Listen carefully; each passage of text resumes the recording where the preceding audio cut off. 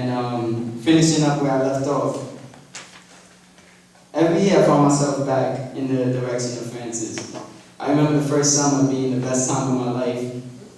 That the last day after we strike the whole stage and all that, like I remember waiting for everybody to leave just to say bye to you last.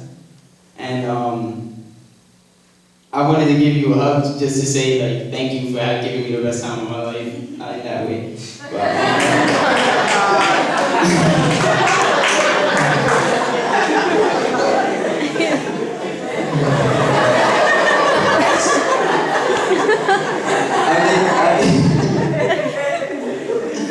I wanted to hug you, and then out of nowhere, I hugged you, and then automatically, immediately started crying.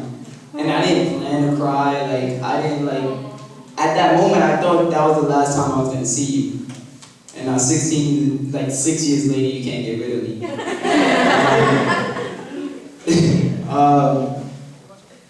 And that's the effect you have on people, Francis. Like, you nurture everybody, you make them feel at home, away from home, or find a new home, rather. I'm sorry at this. I'm bad at this. Francis always told me that I could do anything. Every doubt that told me I can't, he told me I absolutely can. And I still believe it to this day. I got to audition for big theater companies. I got invited to the Kennedy Center for the biggest collegiate theater festival. And then again for a summer reading and directing attendance. I got to be a part of big productions where you got to see me perform, which was a blessing. I got to be on an MTV commercial, which was mad weird. I got invited to Juilliard for a conference, freaking Juilliard. I got to be a part of ASAP. I honestly don't think I would have gotten there if I have not met you. If I did not meet you in summer 2010. Francis, you pushed me to places I thought I would never go. And Francis, you made me love like I never have, not in that way. Trust like I never have, act like I never have, be like I never have, laugh like I never have, and most importantly, Francis has made me try like I never have. Francis made it that I'm never scared to try something new, never. The attempt is worth more than anything to Francis, and that has helped me grow so much as an actor and a person. I know 10 years from now when I'm killing it out, oh, this is gonna sound so conceited. Woo! You ready for this one, guys? I know 10 years from now when I'm killing it in Hollywood and Broadway, that you will be in my corner directing me like, I just thought that you should have taken a pause on that line. Ray, pop out the T's. 20 years of my voice, and you are only getting better, Francis. I want to thank you for all that you have done and continue to do. You make everyone's life. I remember I would get in trouble from my mom for screaming out in the house, "Get in this house before I punch in your face! Don't tell me no when I want it, I get it!" Of course, I used those lines when I wanted to annoy my siblings and get on their nerves. And then when my mom would say, "Katie, you better be quiet before you get in trouble," I would say, "But Mom, those are the lines in Michael's script." And then I would get away with it. I was so clever. The following year, I turned 14, and I auditioned for Maverick Theater, and I got in. I remember in the beginning, I was a bit shy and never took off my North Face coat. Then eventually, I started to break out my shell, and then I finally took off my coat, and then I got a little too comfortable, and was always getting in trouble in Maverick Theater for cursing and for talking back to Francis. I remember I would always guest at home, and I would tell my mom that Francis sent me home and that I was quitting. And then the following week, I was back at Maverick Theater. Then I would curse and talk back to Francis again, guest at home again, tell my mom I was quitting again, and again, I will always be back the following week. I loved everything about being at Maverick Theater. There, I learned about trust. Whatever is said in here stays in here. There, I learned that you don't have to hold on to the pain to hold on to the memory.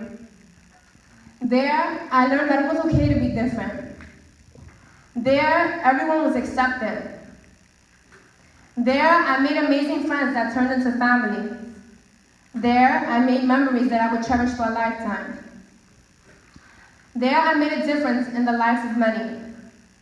There was my home away from home, a place where I could always be me. Today, I stand before you to say that I am beyond grateful and thankful that I didn't quit and that Francis never kicked me out. Well, never permanently kicked me out. Because Myra Theater and Francis Blacklock played a major part in many of my life successes. Francis went from just being my acting teacher to an important parent figure after my mom passed away. And now he's my best friend. Francis, you have my voice.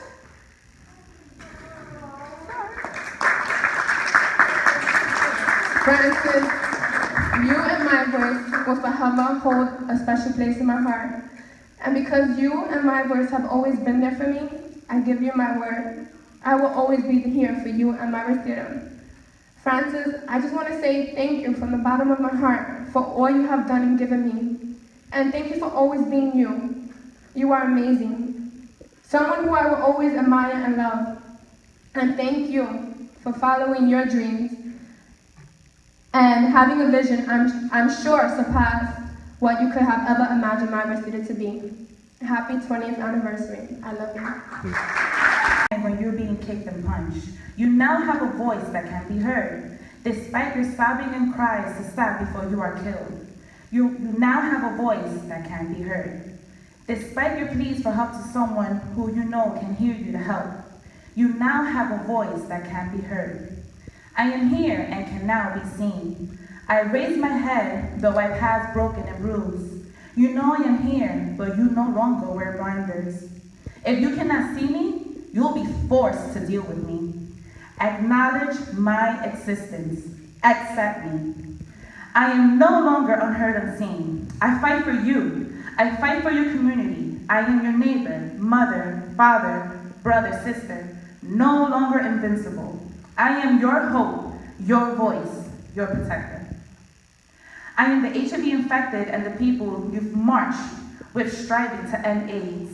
I am the gay or lesbian relative who now lives publicly outside of whispers, secrecy, and ridicule.